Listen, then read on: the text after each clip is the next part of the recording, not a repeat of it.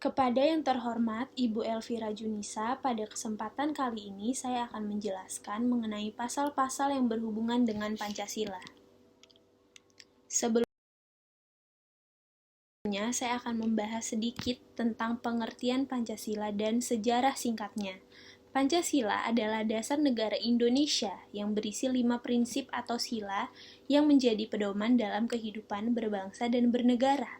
Istilah Pancasila berasal dari bahasa Sanskerta yang terdiri dari 2 kata, yaitu panca yang artinya 5 dan sila yang berarti prinsip.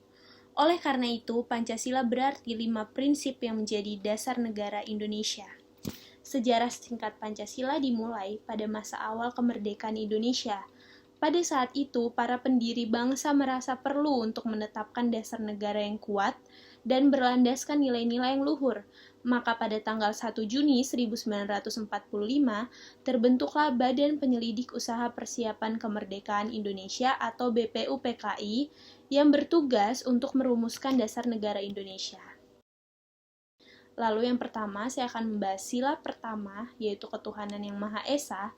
Sila ini dijelaskan dalam beberapa pasal. Yang pertama, pasal 28E ayat 2, mengatur bahwa setiap orang berhak atas kebebasan menyembah menurut agamanya masing-masing, dan memeluk agama serta beribadat menurut agamanya masing-masing. Yang kedua, pasal 29 ayat 1 menyatakan bahwa negara Indonesia berdasarkan pada ketuhanan yang Maha Esa. Yang ketiga, pasal 29 ayat 2 mengatur bahwa negara menjamin kemerdekaan tiap-tiap penduduk untuk memeluk agamanya masing-masing dan untuk beribadat menurut agamanya dan kepercayaannya itu. Lalu sila kedua, kemanusiaan yang adil dan beradab. Sila ini dijelaskan dalam beberapa pasal. Yang pertama, pasal 14. Pasal ini mengatur tentang hak asasi manusia yang harus dihormati dan dilindungi oleh negara. Lalu yang kedua, pasal 18B ayat 2, pasal ini menegaskan bahwa setiap warga negara berhak atas kesetaraan dan perlakuan yang adil dalam hukum tanpa diskriminasi apapun, baik itu berdasarkan agama, suku, ras, jenis kelamin, atau status sosial. Yang ketiga, pasal 28, pasal ini mengatur tentang hak asasi manusia dalam kehidupan bermasyarakat, berbangsa, dan bernegara. Beberapa hak yang diatur dalam pasal ini antara lain, hak atas kebebasan berserikat, hak atas pengakuan dan perlindungan hukum, serta hak atas privasi dan rahasia pribadi.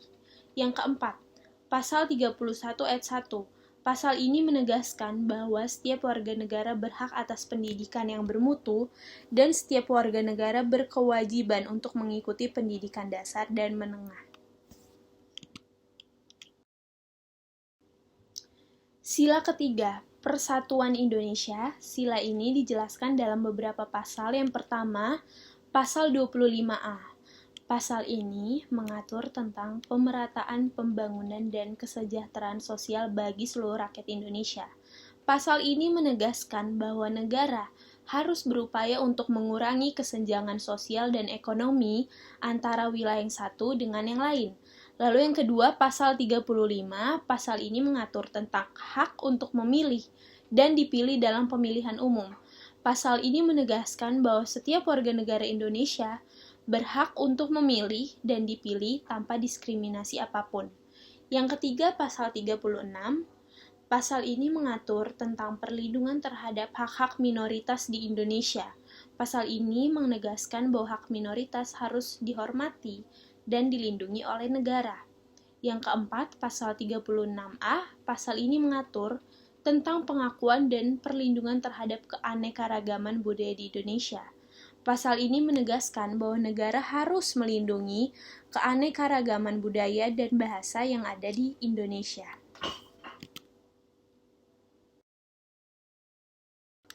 Sila keempat, kerakyatan yang dipimpin oleh hikmah kebijaksanaan dalam permusyawaratan perwakilan. Sila ini dijelaskan dalam beberapa pasal. Yang pertama, pasal 2. Pasal ini menegaskan bahwa kedaulatan berada di tangan rakyat dan dilaksanakan sepenuhnya oleh negara sesuai dengan Undang-Undang Dasar. Hal ini menunjukkan bahwa negara Indonesia berdasarkan pada prinsip kerakyatan dan kebijaksanaan dalam berdemokrasi. Lalu yang kedua, pasal 3. Pasal ini mengatur tentang pembagian kekuasaan antara lembaga negara. Pasal ini menegaskan bahwa kekuasaan negara dibagi ke dalam 3 cabang, yaitu eksekutif, legislatif, dan yudikatif. Pembagian kekuasaan ini bertujuan untuk mencegah terjadinya kekuasaan absolut yang dapat menimbulkan penyalahgunaan kekuasaan. Yang ketiga, pasal 6 ayat 2, pasal ini mengatur tentang kewajiban negara untuk mengatur dan menjamin kemerdekaan berserikat dan berkumpul.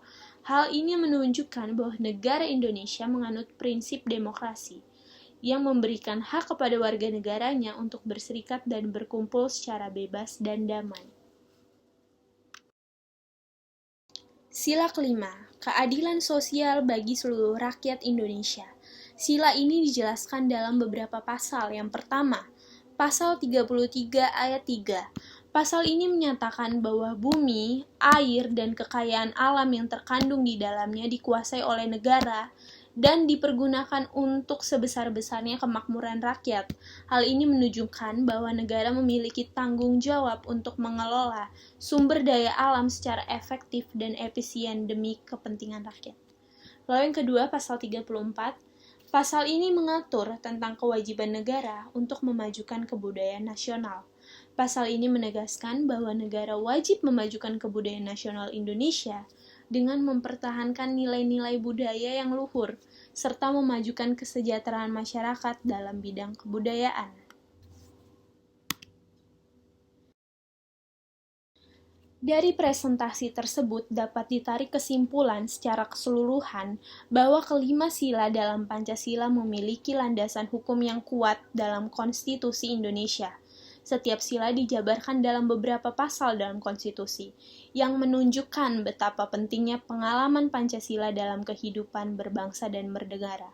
Misalnya sila pertama menegaskan pentingnya kepercayaan kepada Tuhan dalam kehidupan bermasyarakat dan bernegara.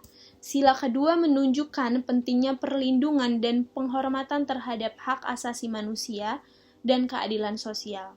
Sila ketiga menegaskan pentingnya persatuan dan kesatuan bangsa Indonesia dalam kehidupan berbangsa dan bernegara.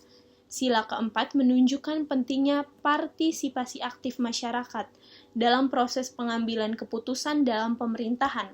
Lalu sila kelima menegaskan pentingnya negara memastikan keadilan sosial bagi seluruh rakyat Indonesia dan memajukan kesejahteraan umum. Demikian presentasi dari saya, Rebecca Panggabean dari Fakultas Ilmu Komunikasi. Terima kasih.